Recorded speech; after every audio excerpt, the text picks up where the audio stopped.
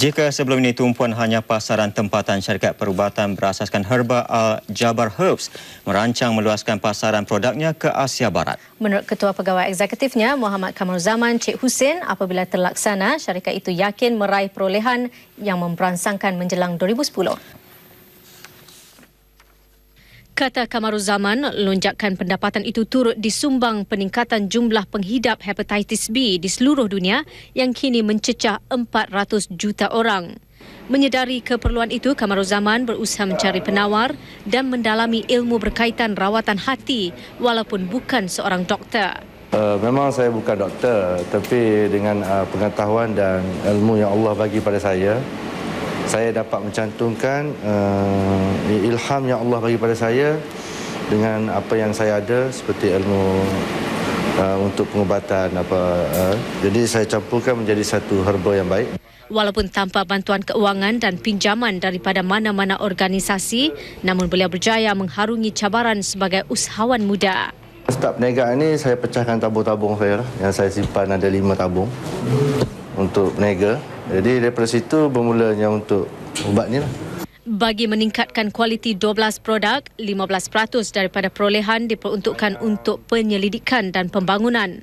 Pakar-pakar perubatan turut diambil sebagai penasihat produk selain mengumpul bekas pesakit yang sembuh untuk kajian lanjut.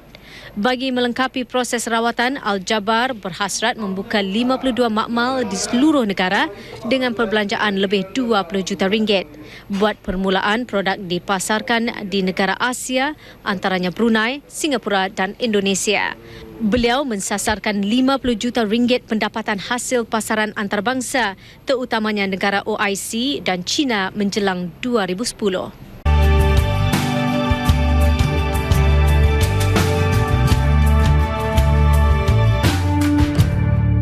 Mantau pengusaha ubat-ubatan tempatan termasuk berasaskan Herba supaya mematuhi peraturan dan syarat yang ditetapkan Kementerian. Timbalan Menteri Kesihatan Datuk Dr. Abdul Latif Ahmad berkata walaupun pemantauan dilakukan, namun masih ada sebilangan kecil pengusaha ubat-ubatan mengambil kesempatan menipu pengguna.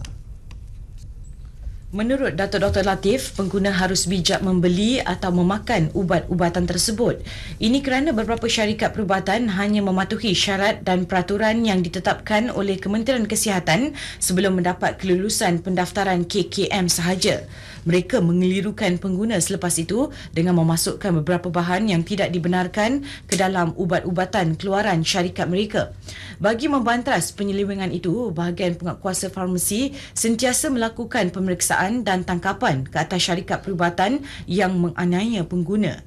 Beliau ditemui selepas majlis pelancaran program Jelajah Negara Pusat Perubatan Herba Al-Jabar yang dikenali sebagai Road Tour, seminar kesedaran hepatitis dan penjagaan hati di Ibu Negara.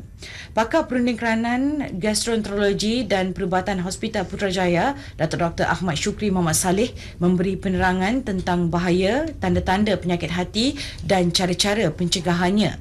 Program jelajah bermula di Wisma Belia di Ibu Negara sebelum bergerak ke destinasi seterusnya di Johor Bahru 21 Julai dan Kuala Terengganu 3 Ogos depan.